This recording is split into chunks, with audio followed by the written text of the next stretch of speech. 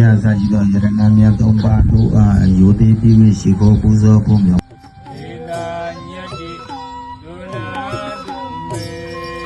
ဤမိဒတမဟာကုသောအဟဝနာမိတဗလာသေနခဏလူမင်္ဂလာလူပပဒလူတိတ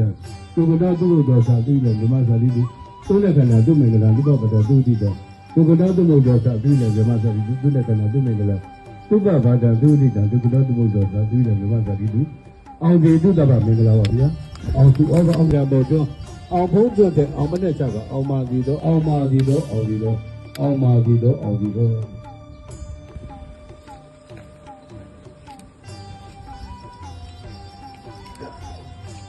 တော်မှရွေအောင်ကိုမျိုးအမြပေးဝေငါပါကုန်၏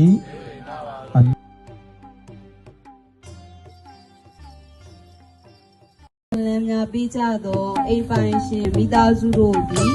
ကြည်လင်းစိတ်ဝမ်းသာသနာတော်ရွယ်ချမ်းကျမ်းမာတော်မူပါစေချမ်းသာတော်မူပါစေဝမ်းသာတော်မူပါစေလမ်းဖြာတော်မူပါစေ